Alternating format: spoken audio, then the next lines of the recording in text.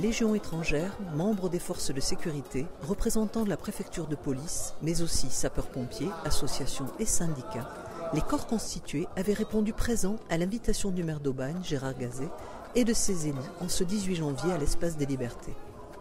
Avec cette année en point d'orgue, la présence de Martine Vassal, présidente du conseil départemental, de Bernard de Flessel, député de la 9e circonscription et conseiller régional, ainsi que de Christian Estrosi, président du conseil régional PACA. L'occasion pour Gérard Gazet d'évoquer les projets et perspectives pour 2016. Doit favoriser l'installation, le maintien et l'expansion de son activité économique, mais aussi son activité commerciale, artisanale et son agriculture. Ainsi, nous avons d'ores et déjà lancé, avec l'agglomération représentée ici par sa présidente, Mme Barthélémy, la réhabilitation de la pépinière d'entreprise des Palus qui fera honneur en 2017. Et nous avons également inscrit 70 hectares de foncier d'entreprises supplémentaires afin de dynamiser nos activités, sachant que chaque hectare d'activité supplémentaire représente entre 50 et 100 nouveaux emplois créés. Madame la Présidente du Conseil départemental, chère Martine, le contrat d'objectif territorial que nous aurons le plaisir de signer dans quelques semaines avec vous sera à ce titre et à bien d'autres décisif.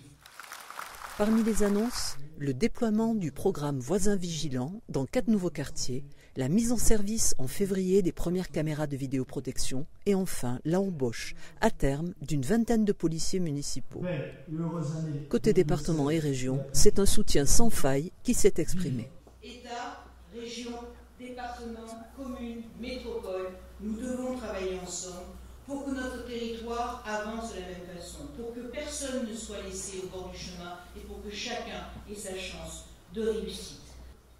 Regardez, on se trouve peut-être pour la première fois de notre histoire depuis si longtemps dans notre région, sur une même orbite, où la commune, le département, la région sont ensemble.